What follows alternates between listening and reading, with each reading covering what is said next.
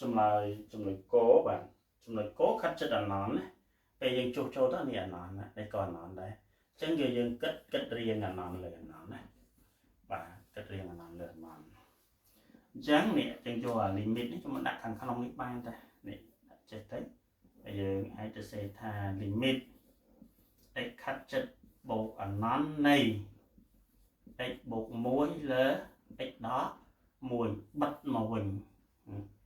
ពុទ្ធិលើពុទ្ធិហើយយើងទាញដល់កែពុទ្ធជា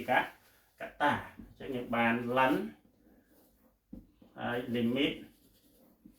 x ខាត់ចិត្តបូកអាណនទាញដល់កែខ្ពស់ជាកតាដល់កែខ្ពស់ជាងគេគឺ x ទាញជាកតាទៅអានេះបាន1អានេះគឺ1លើ x តែយើងទាញប្រមាណជាកតាត្រូវចែកនឹងប៉ុណ្ណឹងអានេះចែកនឹងប៉ុណ្ណឹងបាន1អានេះចែកនឹង x ក៏បាន1លើ x ហ្នឹងមកអានេះយើងចែកនឹង x ដែរនេះទាញ x ជាកតាចែកនឹង x បាន1អានេះចែកនឹង x ដែរ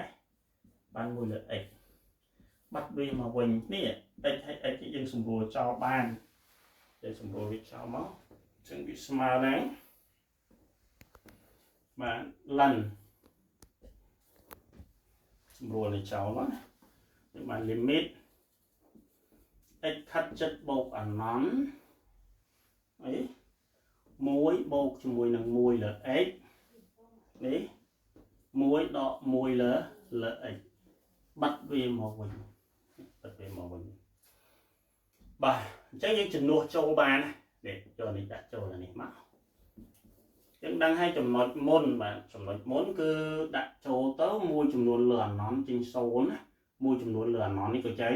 0ដែរអញ្ចឹងបានន័យថា1បូក0លើ1ដក0អញ្ចឹងអានេះបាន1លើ1បាន1លិននៃ1ស្មើនឹង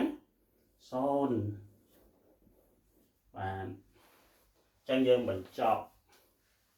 វីដេអូរបស់យើងត្រឹមប៉ុណ្ណឹងបាទជម្រាបលាសុខសប្បាយសំណាងល្អ